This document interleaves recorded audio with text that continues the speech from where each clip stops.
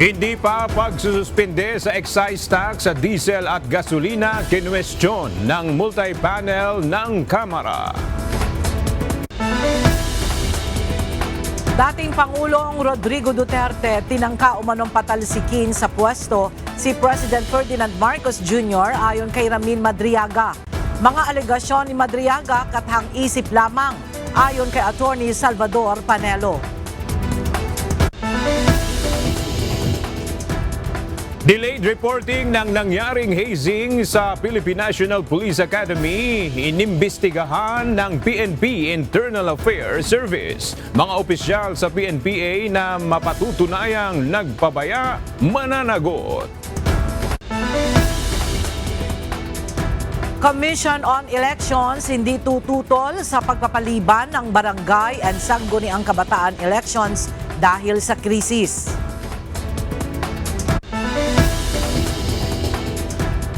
Dalawang luxury car ni dismissed Department of Public Works and Highways Engineer Bryce Hernandez na i-turn over na ng ICI's Ombudsman.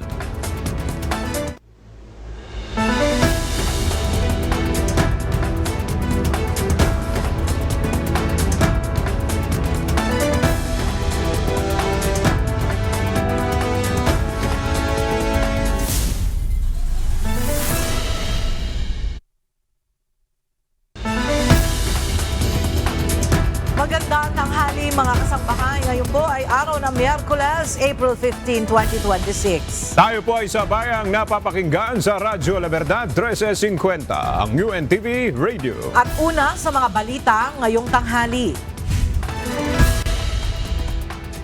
Bukod sa mahigpit na pagbabantay sa presyo ng produktong petrolyo, pinatitiyak ni Pangulong Ferdinand Marcos Jr. sa Department of Energy na magiging sapat ang supply ng langis sa bansa sa gitna ng gyera sa gitnang silangan.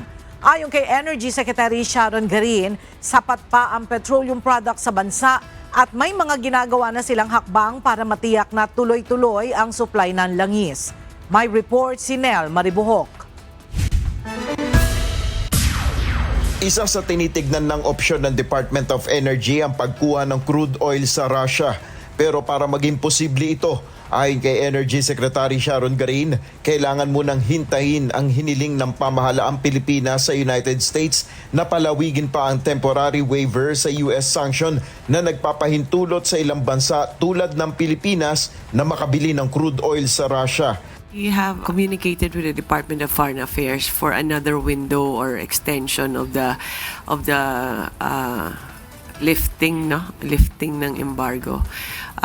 So they have communicated this with our ambassador in the US. We're awaiting for the response, pero we're very positive on getting this other window. Ayon sa kalihim, kahit papaano ay makakatulong ang crude oil mula sa Russia para manatiling sapat ang supply ng langis sa bansa. We wanted to open the Russian window because we want more options. Diversification kailangan para hindi tayo dependent sa isang country lang. Bukod rito, may iba pang bansa na tinitignan ang ahensya na mapagkukunan rin ng langis. Hindi lang naman kasi Russia ang nagpo-produce. Ang South America meron din. Sa Colombia, Argentina, halos lahat sila niyan sa South America meron. Even Canada, US. Sa kasalukuyan, nananatili namang maganda ang estado niya ng supply ng petroleum products sa bansa. Ngunit didepende pa rin ang lahat sa mangyayari sa Strait of Hormuz na dinadaanan ng mga barkong may dalang langis. 50 days on average on all the products. The current gas level is about 57. For LPG is 36. For kerosene is 105 days.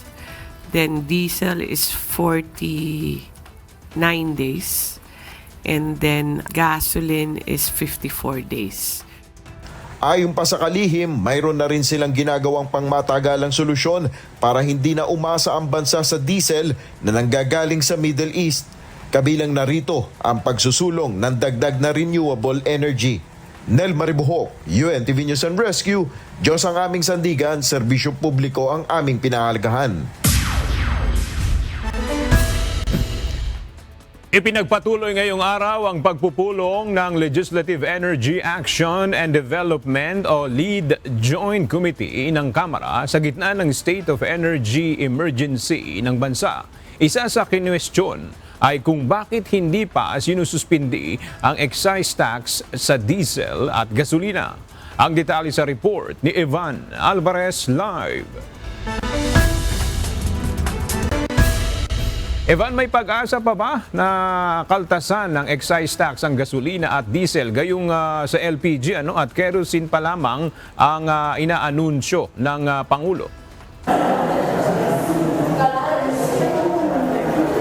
Aga ayon sa Department of Finance na parte ng Development Budget Coordination Committee o DBCC, hindi naman nila sinasara ang pintuan sa posibleng suspension rin sa excise tax sa diesel at gasolina. Ngunit mangangailangan pa raw ng weekly meetings at monthly review of policies para sa mga ito. Ngunit para kay House Committee on Ways and Means Chairperson Miro Kimbo, masyado nang late para magsagawa pa ng mga ganitong pagsusuri. Hindi rin kumbinsido ang mga miyembro ng multi-panel ng Kamara sa paliwanag ng Department of Finance na kaya hindi muna sinususpindi ang excise tax sa diesel at gasolina ay dahil karamihan ng makikinabang dito ay ang mayayaman. So when you remove the excise tax on gasoline, and in the case for diesel, na 85% po yung share ng 3 richest decile na yon, ang pinakamay kinabang po nito is actually those 3 richest decile. Ayon sa Department of Finance, bunsod nito, ginawa nilang rekomendasyon na magbigay na lamang ng 10 pesos fuel subsidy para sa transport sector, kasabay ng iba pang tulong mula sa ibang ahensya ng gobyerno na mas mararamdaman umano kaysa sa 6 pesos na makakaltas kung sususpindihin ang naturang buwis. Dagdag pa ng DOF, malaki rin ang kontribusyon ng excise tax sa diesel at gasolina sa government revenue na naglalaro sa 153 billion pesos sa loob ng isang taon. Ayon kay Representative Kimbo, ngayon lamang nila naririnig ang mga ganitong impormasyon matapos ang ilan ng naisagawang pagpupulong kung saan napag-aralan ng kakayanin naman ng bansa na pansamantalang kaltasan ang excise tax sa lahat ng petroleum products. You never told us that 50% of the retail consumers are in the top 3 decile. We never heard that info. So these are all new information that we are receiving today, particularly when the crisis is hitting everybody. So pardon us if sometimes you feel like in one breath you tell us it's okay, pero susunod, pag nagkakagipitan, hindi na i-implement. Si Cagayan de Oro 2nd District Representative Rufus Rodriguez pinuna ang pagrarason ng DOF at di naniniwalang mayayaman lamang ang direkta makikinabang rito. I'm now surprised, Mr. Chairman, to be able to support your comment that certainly bago na ito na hindi na i-implement yung suspension of all petroleum products, especially diesel and gasoline, because only the rich will be benefited. Of course not. You don't have to be an economist to be able to see everybody is affected. Samantala, ayon sa Finance Department, inunang suspindihin ang buwis sa LPG at kerosene dahil ayon sa kanilang mga datos, direktang makikinabang dito ay ang mga household sa poorest of the poor o vulnerable sector. Pinag-aaralan rin nila ang mga posibleng intervention para sa middle income classes. Aga, isa rin sa mga faktor o mga pinagbabasehan ng desisyon ng DBCC ay kailangan pa rin naman daw may pumasok na pera sa gobyerno o magkaroon pa rin ng government revenue upang matustusan ang iba't ibang gastusin ng bansa. Yan muna ang update mula dito. Balik sa inyo dyan. Aga. Maraming salamat, Evan Alvarez. Nagsimula na kanina ang unang araw ng nationwide transport strike ng grupong Manibela. Bukod sa mga jeepney driver, nagpahayag din ng pagsuporta ang iba pang grupo mula sa iba't ibang transport sector. Mula sa Quezon City, ang detalye hahatid ni Benedict Samson live. Benedict, ano ang muling ipinananawagan ng naturang grupo ngayong unang araw ng Tigil Pasada?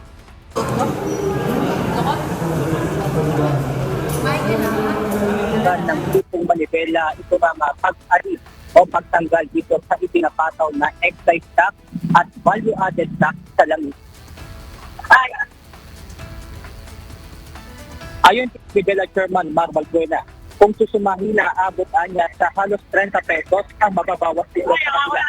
Bukod dito, ipinananawagan din nila ang pagkakaroon ng maayos na guideline sa service contracting program. Ayon sa Manibela Chairman, baliwala rin niya ito lalo na aabot sa 6,000 pesos ang magagastos sa pagkakabili ng local positive system o GPS at ilalagay sa mga sasakyan upang mamonitor ng Land Transportation, Land Pricing and Regulatory Board o LTFRB ang pinakbo ng mga pampublikong sasakyan. Sa 10 pa lamang na jeepney, 60,000 na ang kikitain nitong GPS provider na to. Nauna pa silang kumita kaysa sa naghihingalong transport sector. Ganyan nila pinagkakapirahan itong korupsyon ang talagang kalaban natin dito. Kaya naman tanong ngayon ng Manibela sa pamahalaan ay kung ano ang kanilang maitutulong sa mga hindi naman kasali sa service contracting program. Sa ipinakitang datos ng LTFRB, nasa 50,000 PUB units ang kasama sa service contracting program na kinabibilangan ng jeepney, UB Express at mga bus. Hindi sapat ito at mga band-aid solution lamang ito. At sana yung tulong makaabot talaga doon sa mga apektadong sektor. Hindi po kung kani-kanino ito dinadala. At sana yung aksyon hindi makupad, dapat po mabilis sa gitna ng krisis.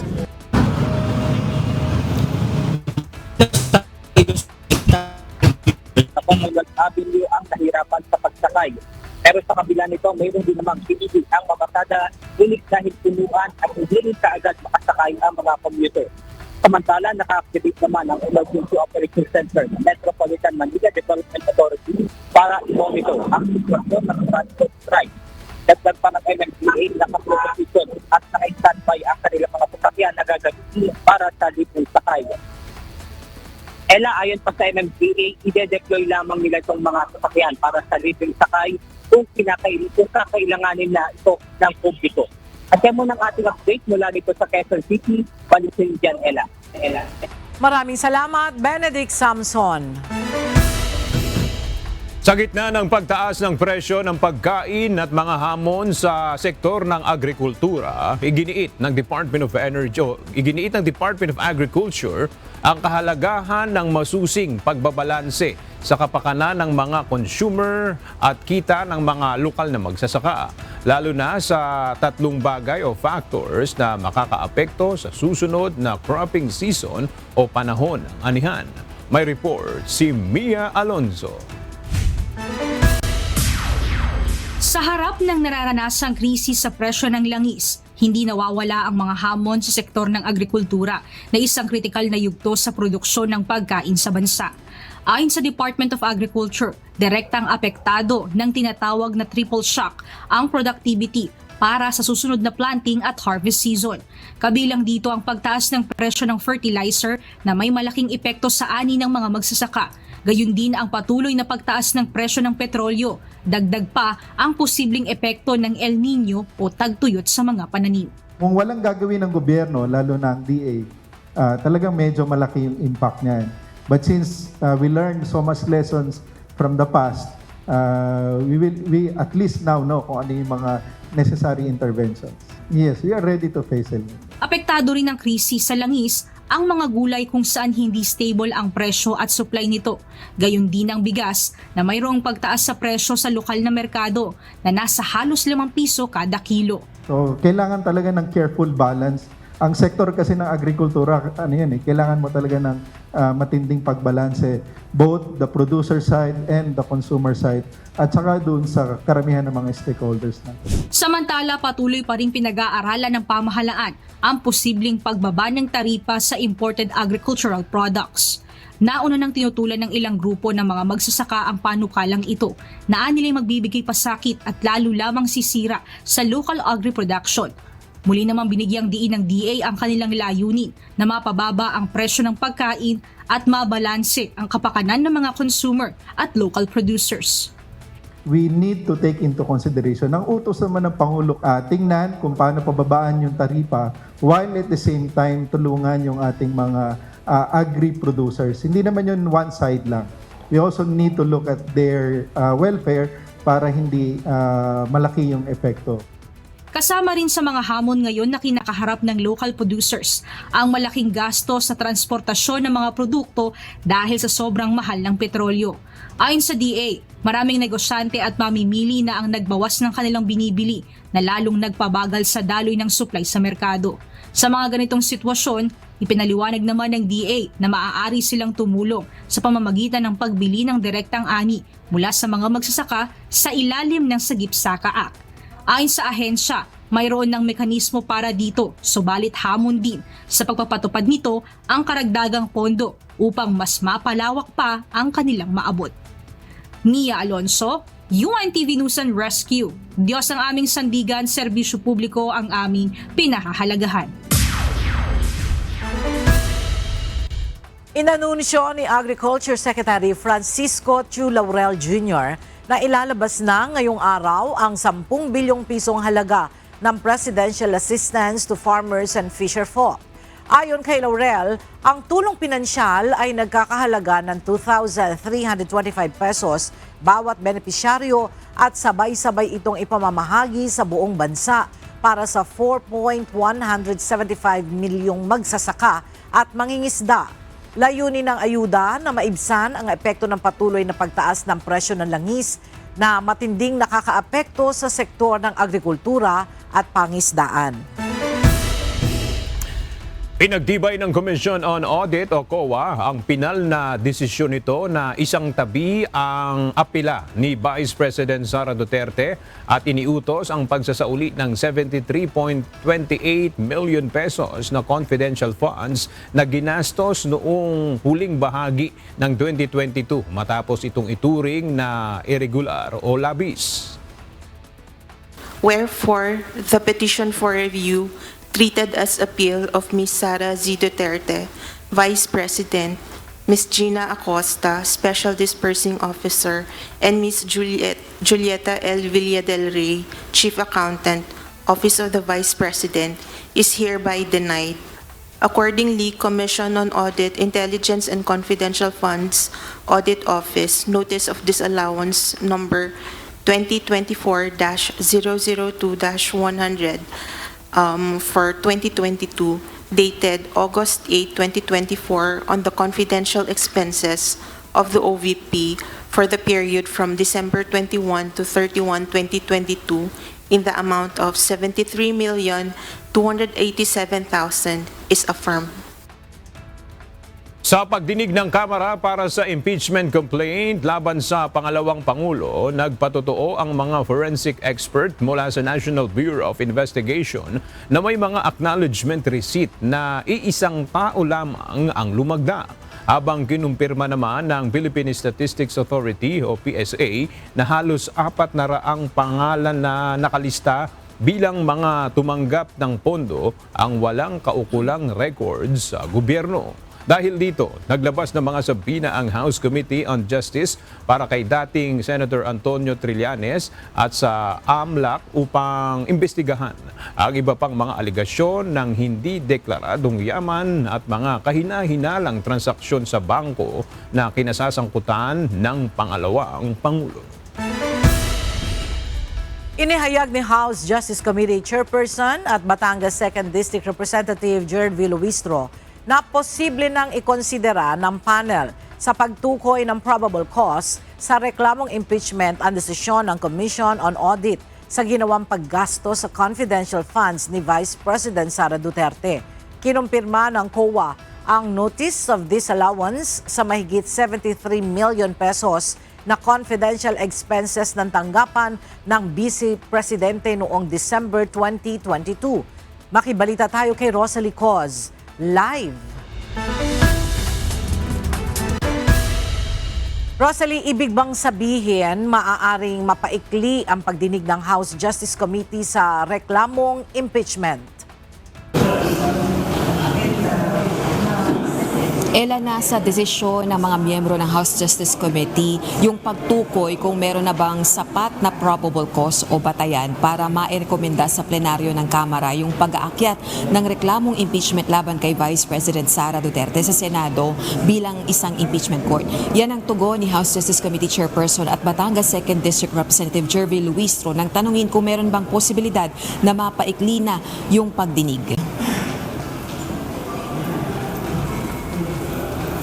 Ito ay matapos ngang pagdibay ng Commission on Audit ang Notice of Disallowance na inilabas nito sa ginawang paggastos ng tanggapan ni VP Duterte at pinasasauli sa gobyerno yung mahigit 73 million pesos na halaga ng confidential funds noong December 2022. Kabilang sa mga aligasyon ng impeachable offense laban sa Vice Presidente yung matinding paglabag sa konstitusyon at pagsira sa tiwala ng publiko dahil sa umano'y maling paggamit ng confidential funds ng Office of the Vice President, gayon din ang Department of Education nang ito pa ang kalihim ng kagawaran. Pakinggan natin ang pahayag ni House Committee on Justice Chairperson, Representative Jervy Luistro.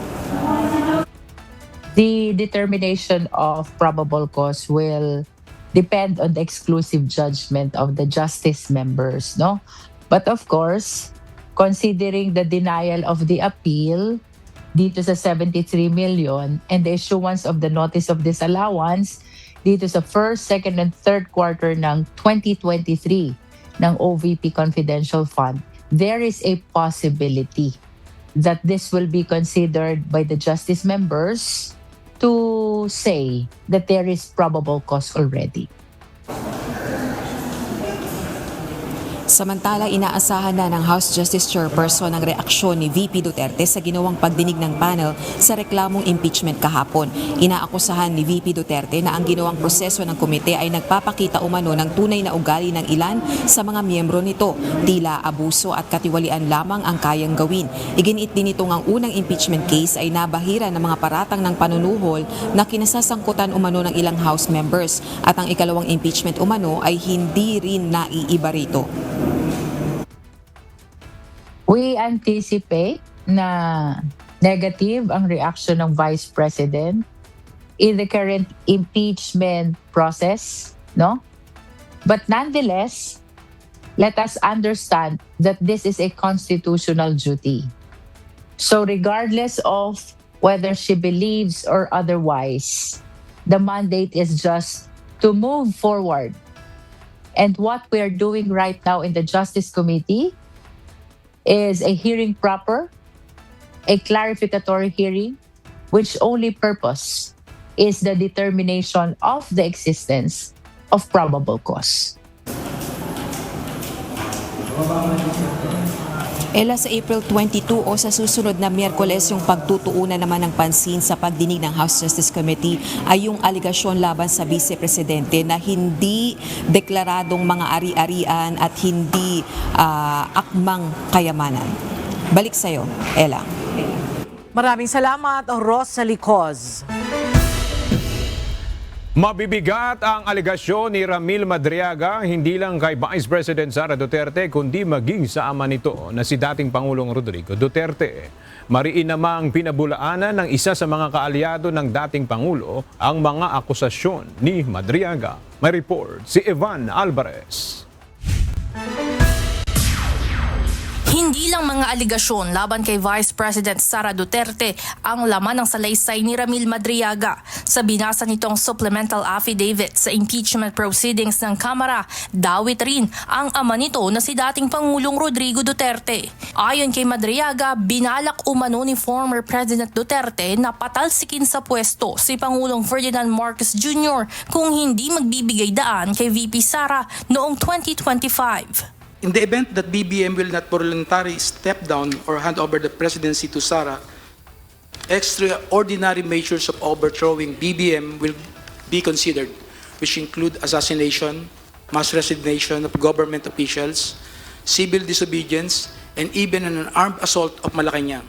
Sa salaysay ni Madriaga, sinabi nitong naging trabaho umano niya na mag-recruit ng mga grupo, fraternities at maging mga sindikato.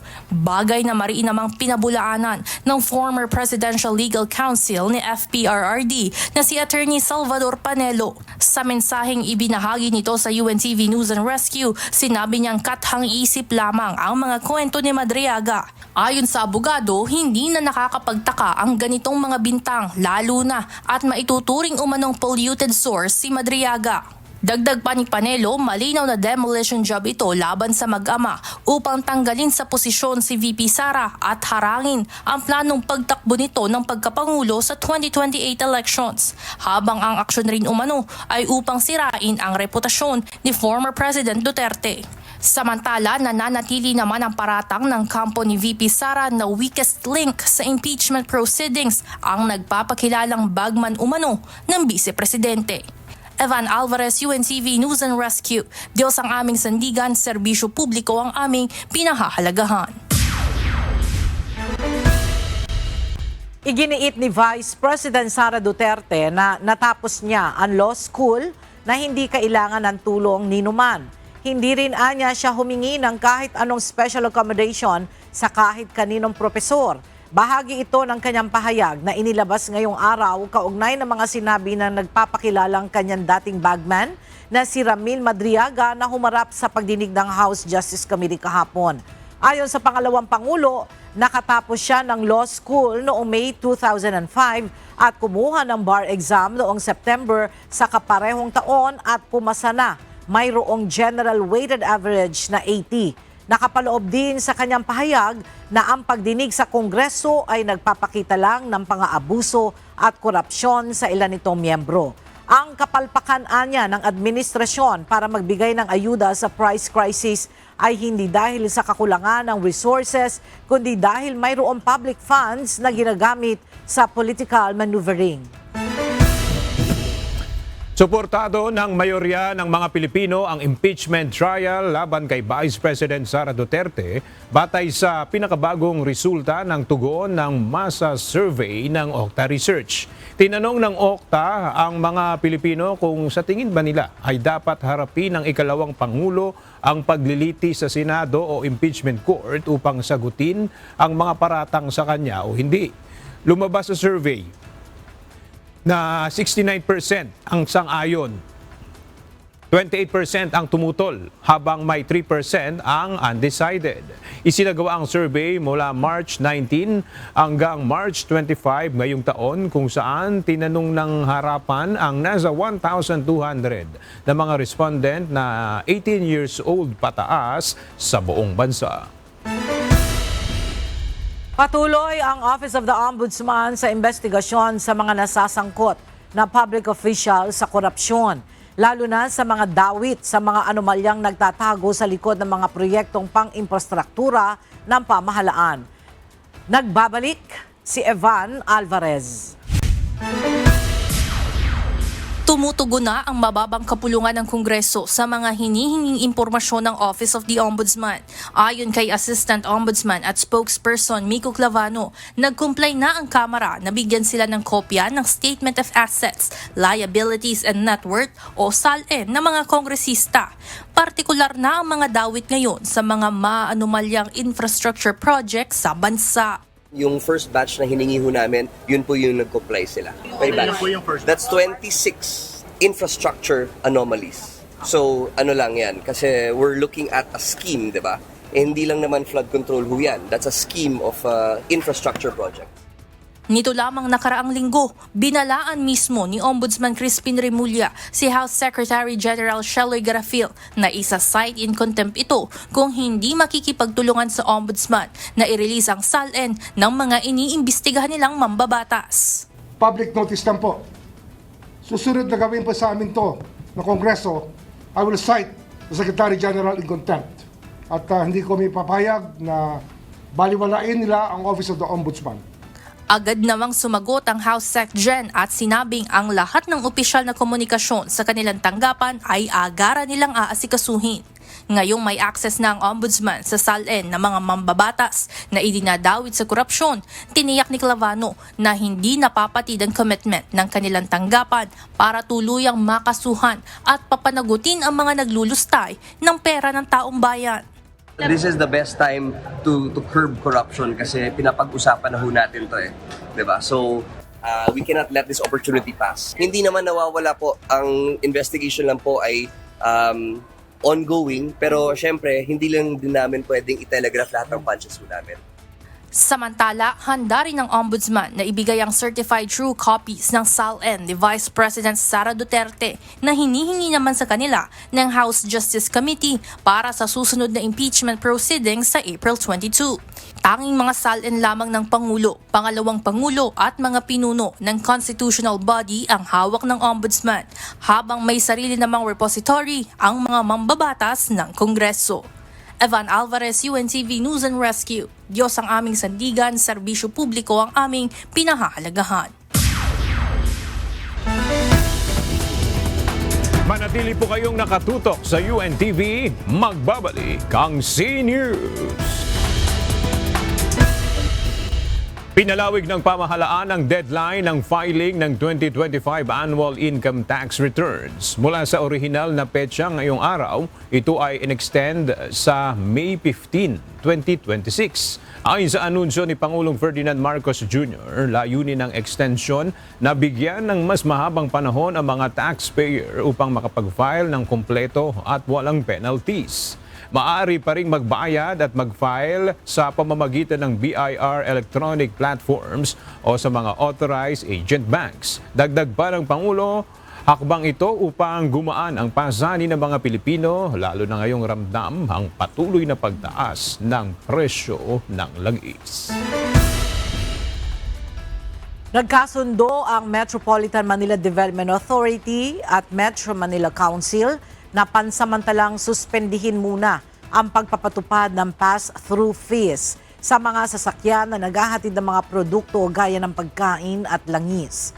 Ayon kay MMDA Chairman Romando Artes, hindi lang pass-through fees ang suspendido kundi maging ang iba pang delivery fees na ipinapataw ng mga LGU. Ang hakbang na ito ay bilang pagtalima sa deklarasyon ng State of National Energy Emergency sa bansa. Samantala, ipatutupad naman sa buong Metro Manila ang Unified Truck Ban mula alas 6 hanggang alas 9 ng umaga. Gayun din ang alas 4 ng hapon hanggang alas 8 ng gabi, maliban na sa mga sasakyang nagde-deliver ng essential at perishable goods, pati na ang mga oil tanker. Nasa kustodiya na ng Office of the Ombudsman ang dalawang luxury vehicles na pagmamay-ari ni dismissed Department of Public Works and Highways Engineer Bryce Hernandez. Ang hakbang na ito ay bahagi ng mas malawak na investigasyon hinggil sa maanumalyang flood control projects. May balita si Jed Neresina. Formal lang na i-turnover ng Independent Commission for Infrastructure o ICI sa Office of the Ombudsman kahapon, April 14, ang dalawang luxury vehicles na pagmamay-ari ni dating Department of Public Works and Highways, Bulacan 1st District Assistant Engineer Bryce Hernandez. Ayon kay ICI Executive Director Attorney Brian Keith Hosaka, kabilang sa mga isinuko ay isang Black GMC Yukon Denali XL at isang navy blue Lamborghini Urus Performante. Dagdag ni Attorney Hosaka na ang paglilipat ng kustodiya sa Ombudsman ay bahagi ng mga nauna nang naisumite ng komisyon noong March 13. Yes, I'd like to clarify that also that this is also in connection with the turnover of all documents, records, and evidence which the ICI has gathered during the course of its investigation pursuant to EO 94. Alam naman ninyo that last March 13, 2026, a month ago, nag-turnover ng mga documents ang ICI to the Office of the Ombudsman, at the same time to the Department of Justice. Now, this is part of that.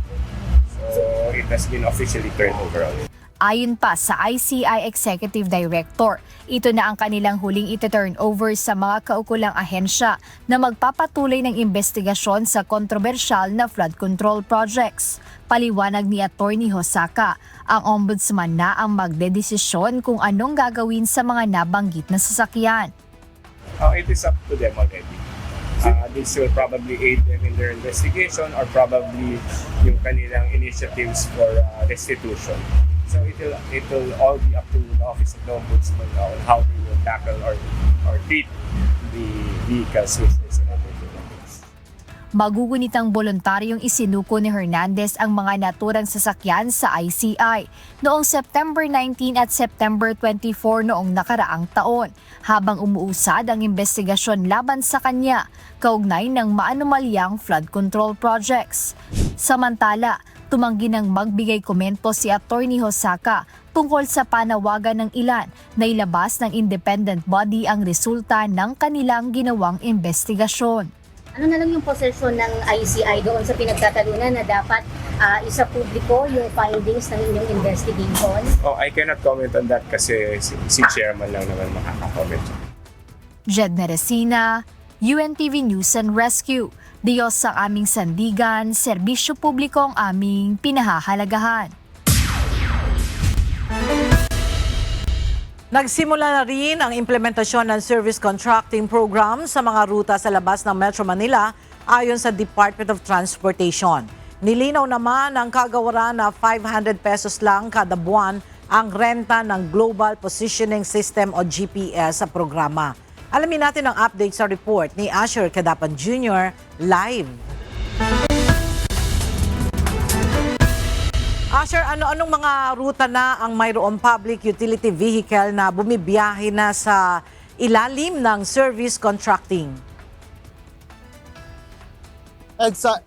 Ella, isa itong EDSA busway sa sa ruta na mayroon ng bumabiyahe sa ilalim ng service contracting program. Hinihintay pa natin yung listahan ng Land Transportation Franchising and Regulatory Board kung ano pa yung mga aktual na ruta kung saan mayroon na ring mga bumabiyahe sa ilalim ng programa. Bagaman kinumpirma ng Department of Transportation o DOTR na mayroong 50 ruta na nagsimula na ng implementasyon ng service contracting ngayong araw.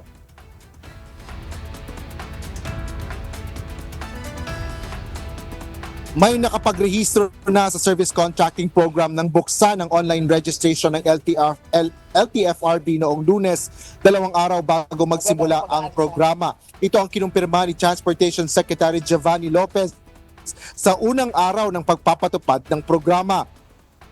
Aniya, ilan sa mga nagparehistro ay agad na ring nakapagsimula ng biyahe sa ilalim ng subsidy scheme kung saan karamihan ay nasa Metro Manila. Ngunit may iba rin anyang ruta sa labas ng National Capital Region ang nagsimula na rin bumiyahe. Ang report sa akin may Dagupan na magsisimula na rin ngayong araw. Hindi ko lang alam kung ano talagang ruta sa Dagupan. Meron na rin sa mga ibang lugar. Based on the report of LTFRB yesterday, meron mga 50 routes na handa mag-start ngayon other than yung busway natin. Sinagot din ng kalihim ang issue kaugnay sa mataas na presyo ng Global Positioning System o GPS na ginagamit sa service contracting na siyang basihan ng pagbabayad sa mga PUV driver and operator. Ito ay matapos mapaulat na bukod sa buwan ng renta ay may hinihingi pang 6,500 pesos na bayad sa equipment o kagamitan para sa GPS. Paliwanag ni Secretary Lopez, hindi intensyon na bilhin ang mga naturang GPS gadget kundi rentahan lang ng mga PUV. Idinagdag rin anya ito sa insentibo na makukuha sa bawat kilometro na biyahe ng mga PUV.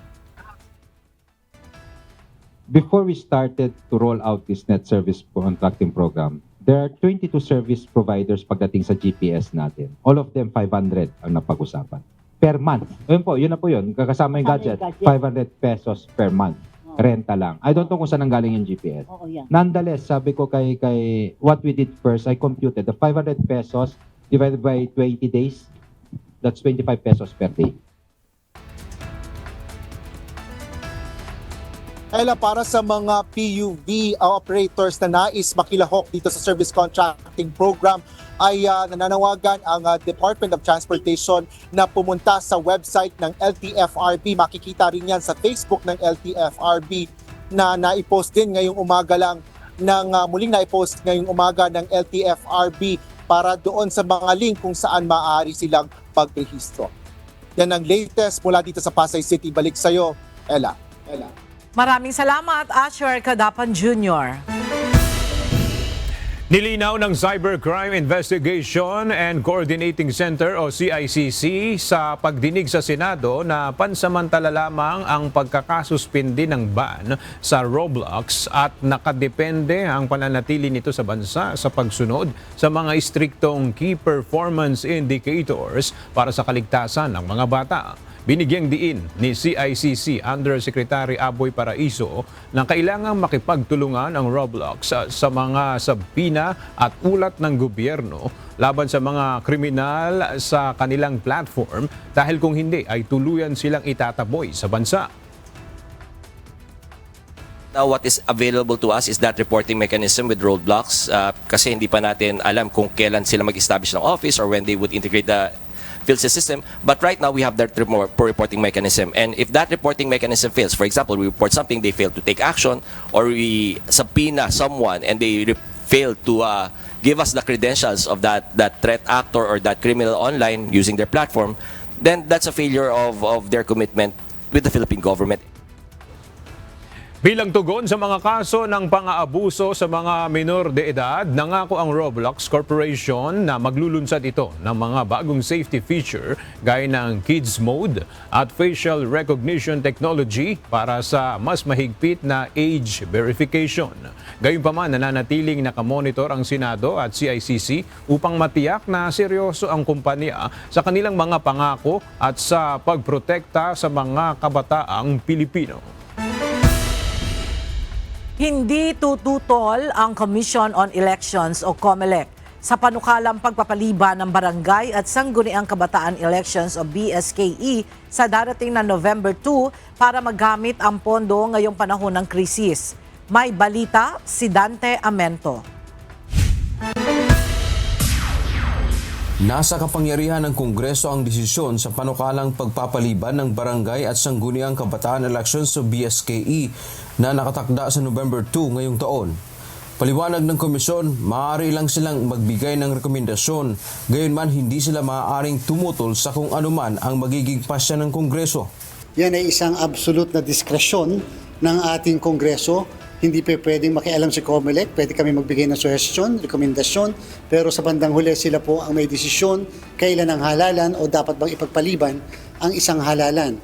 Ipinapanukala kamakailan ni Deputy Speaker at Bacolod City Representative Albi Benitez na ipagpaliban muli ang BSKE upang magamit ang pondo ngayong panahon ng krisis. Ayon sa COMELEC, mayroong 19 billion pesos na pondo para sa BSKE, bagamat nagamit na ang 3 bilyong piso nito para sa paghahanda sa eleksyon.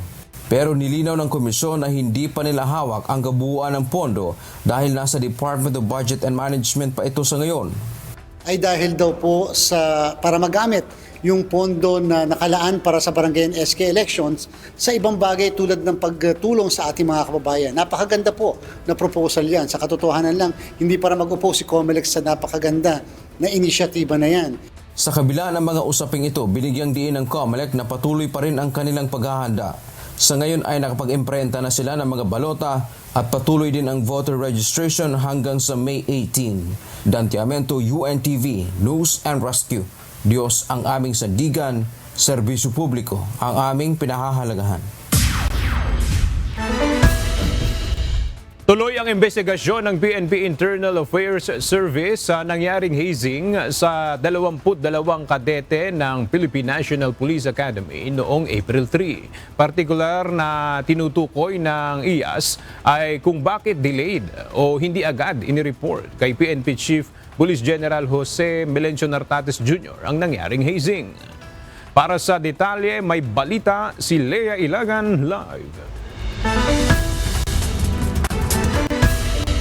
Leia, gaano katagal bago nakarating kay Chief PNP itong insidente at ano yung paliwanag ngayon ng mga opisyal ng PNP? Magandang tanghali sa iyo, Aga. Inabot pa ng 4 na araw bago nalaman ni PNP Chief Police General Jose Melencio Nartates Jr. ang nangyaring hazing sa Philippine National Police Academy o PNPA. Ibig sabihin, April 7 na ito na ipailam sa pinuno ng pambansang pulisya. Gayong April 3 pa ito nangyari. Sa pulisiya aga ng PNP, dapat na naipaalam sa kanilang mga commander ang insidente sa loob ng 24 na oras. Kaya naman bukod sa posibleng kapabayaan sa nangyaring hazing, isa din ito sa dahilan ng investigasyon na isinasagawa ngayon ng Internal Affairs Service. Ayon kay IAS Inspector General Attorney Brigido Dulay, iniimbestigahan ang posibleng pagkukulang at pagtatakip ng mga commander sa nangyaring hazing. Sakali aniyang mapatunayan na mayroon silang pagkakamali ay mahaharap sila sa administrative case. Puspusan din aniyang ginagawa nilang pakikipag-ugnayan sa Directorate for Investigation and Detective Management o DIDM para sa pangangalap ng mga ebidensya. Tiniyak din ni Attorney Dulay sa publiko na ang isinasagawa nilang investigasyon ay patas at may buong transparency. Aga. Maraming salamat, Leia Ilagan. Mariing tinutulan ng lokal na pamahalaan ng Davao City ang planong pagtatayo ng oil facility ng Estados Unidos sa kanilang lugar. Nauna nang nagpahayag ng suporta ang Armed Forces of the Philippines sa nasabing plano at tiniyak na mananatili itong kontrolado ng Pilipinas. Ang detalye mula kay Ryan Lacanlale, live. Ryan, ano ang ibinigay na dahilan bakit tutol ang Davao City LGU sa planong oil facility ng US? Ella, hindi nila ito susuportahan kung wala itong direktang epekto sa mamamayan gaya ng pagpapababa ng presyo ng langis at ng bilihin. Mariing ipinahayag ng City Government of Davao City ang pagtutol nito sa anumang plano na magtayo ng foreign military facility sa loob ng jurisdiksyon ng lungsod. Sa isang official statement, sinabi nilang hindi ito susuportahan ng lokal na pamahalaan ang ganitong hakbang kung wala itong direktang benepisyo sa mamamayan. Iginiit ng lungsod na kung ang naturang plano ay hindi makatutulong upang mapagaan ang epekto ng umiiral na tensyon sa Middle East, kabilang na ang pagpapababa ng presyo ng langis at iba pang bilihin, hindi ito katanggap-tanggap para sa kanila. Dagdag pa rito, binigyang diin ng pamahalang lungsod na mas dapat unahin ang kapakanan at kabuhayan ng mga residente kaysa mga proyektong walang malinaw na positibong epekto sa kanilang pang-araw-araw na pamumuhay. Batay sa ulat ng USNI News, plano ng Pentagon na magtayo ng isang Defense Fuel Support Point o oil depot sa Davao Region pagsapit ng 2028. Layunin ng pasilidad na magsilbing imbakan ng hanggang 41 million gallon of fuel na gagamitin sa operasyon ng militar ng Estados Unidos, kabilang na ang naval at aviation fuel. Bahagi ito ng mas malawak na estratehiya ng Amerika na palakasin ang kanilang refueling network sa Indo-Pacific, kasama ang mga planong pasilidad sa Australia at Papua New Guinea. Nauna nang sinabi ng AFP na welcome sa kanila ang ganitong pasilidad dahil makatutulong ito sa pagpapalakas ng depensa ng bansa. Tiniyak din ni AFP spokesperson for the West Philippine Sea Rear Admiral Roy Vincent Trinidad na sakaling matuloy ang proyekto, mananatiling pag-aari at kontrolado ng Pilipinas ang naturang pasilidad alinsunod sa Enhanced Defense Cooperation Agreement o EDCA at Visiting Forces Agreement. Dagdag pa nito, makatutulong din ito sa disaster response, maritime security at pagbabantay sa West Philippine Sea at southern borders ng bansa. At yan muna ang latest mula dito sa Camp Aguinaldo sa Quezon City. Balik sa iyo, Ella. Maraming salamat, Ryan Lacanlale. Opisyal nang ilulunsad ng Bangko Sentral ng Pilipinas sa darating na April 15 ang Kaamulan Festival Commemorative Coin sa BSP online store. Ang disenyo ng barya ay hango sa mga simbolo ng Kaamulan Festival na taunang ginaganap sa Bukidnon tuwing Marso na nagtatampok sa 7 indigenous tribes na sinaunang nanirahan sa lugar. Ito ang ikatlong barya sa serye ng commemorative coins ng BSP na binubuo ng 12 silver coins. Bawat isa ay nagtatampok ng iba't ibang kultura ng nasabing mga tribo. Isang barya ang ilalabas kada buwan ngayong taong 2026. Mabibili ito sa BSP online store sa halagang 5,000 pesos ang bawat isa.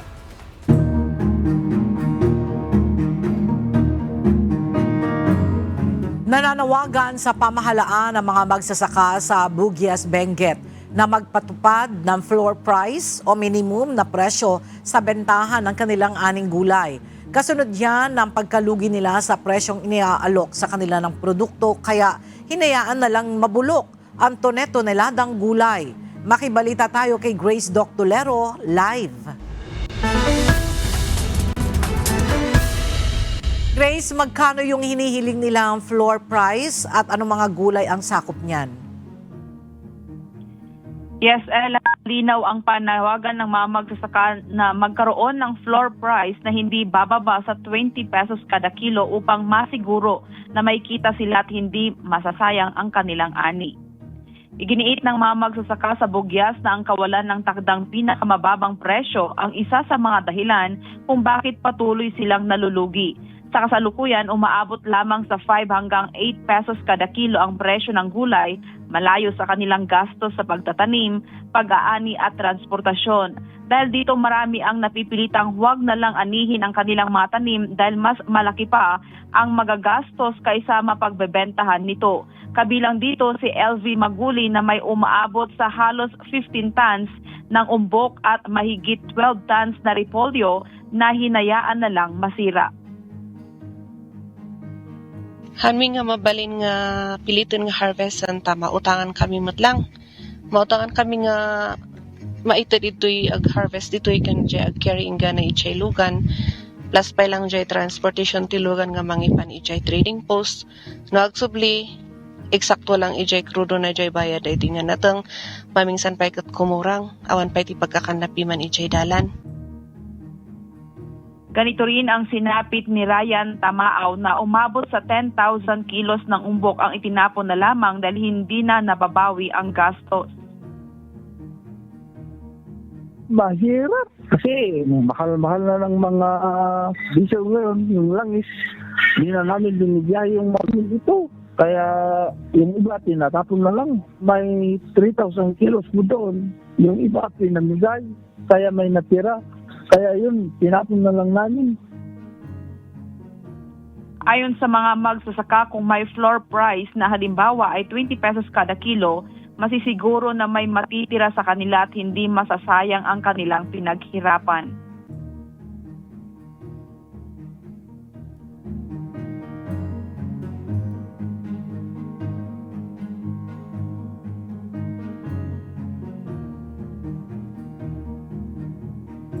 Dagdag na gastos sa pag-harvest at transportasyon, lalo na't bundok ang kanilang sakahan na kailangan pa ng 4x4 na sasakyan.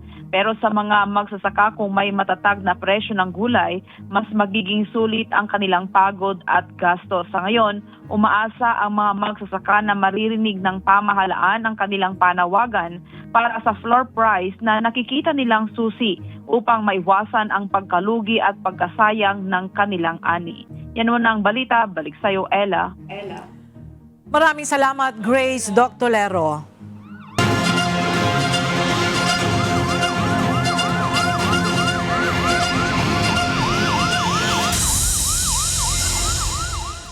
Tinulungan ng UNTV News and Rescue Team na maisugod sa ospital ang isang senior citizen na nakararanas ng matinding pananakit ng tiyan sa Tagum City.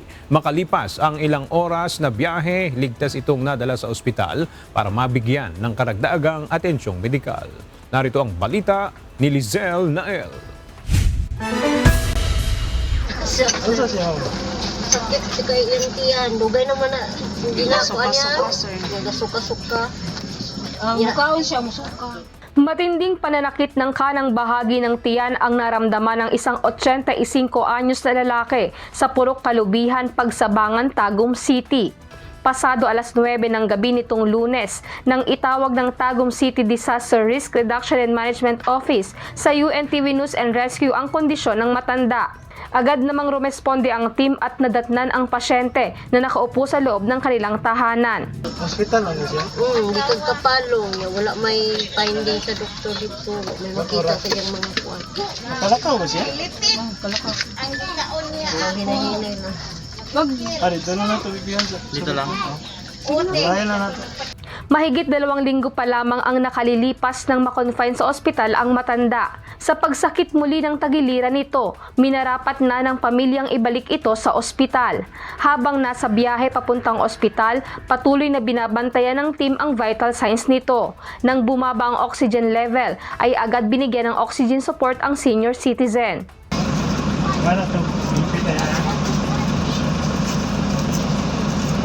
Tayo sa ibate yung mga sakit ay. Sakit ang tiyan. Asa napita? Mahikap ni mo? Hindi napita? Makalipas ang ilang oras, maayos at ligtas namang naihatid ang pasyente sa Medical Mission Group Hospital para sa karagdagang atensyong medikal. Sa mga nangangailangan ng agarang tulong sa panahon ng aksidente o sakuna, maaaring makipag-ugnayan sa UNTV News and Rescue Hotline 8911 UNTV o 8911-8688. Lizel Nael, UNTV News and Rescue.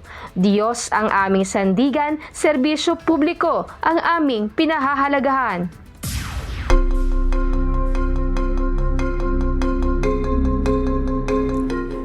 Nagbigay si Chinese President Xi Jinping ng 4 na proposisyon upang mapanatili at isulong ang kapayapaan at katatagan sa gitnang silangan. Sa expose ni Chinese spokesperson Mao Ning, nilatag nito ang mga naturang proposisyon. Una, nananawagan ng Pangulo sa mapayapang pakikipamuhay ng mga bansa sa rehiyon, lalo na sa mga estado sa Gulf region. Ikalawa, binigyan diin ang paggalang sa pambansang soberanya at integridad ng bawat bansa. Ikatlo, ang pagtataguyod sa pandaigdigang batas at kaayusan na nakabatay sa mga prinsipyo ng United Nations. At ikaapat, ang balanced approach sa kaunlaran at seguridad. Dito, nakahandang makipagtulungan ng China upang magbigay ng oportunidad sa mga bansang nasa rehiyon. Isang malaking sunog na naganap sa isang parking garage sa loob ng isang industrial park sa Shenzhen, China kahapon ng umaga. Ayon sa Electric Vehicle Maker Company, walang naiulat na nasawi sa insidente. Sa mga video na kumalat sa social media, makikita ang makapal na itim na usok na bumalot sa kalangitan habang ang apoy ay kumalat sa malaking bahagi ng gusali. Agad namang rumesponde ang mga bumbero at pulis sa lugar. Ayon sa mga eksperto, ang sunog mula sa electric vehicles ay mas matagal, mas mahirap apulahin at may tendensiyang muling magliyab kumpara sa mga sasakyang gumagamit ng internal combustion engines. At sa ating pong iiwang mga salita ng Diyos na ating sandigan mula sa Aklat ng Kolosas, Kapitulo 3, versikulo 15 na nagsasabi, "At maghari sa inyong puso ang kapayapaan ni Kristo, na diya'y tinawag tinimang kayo sa isang katawan, at kayo'y maging mapagpasalamat."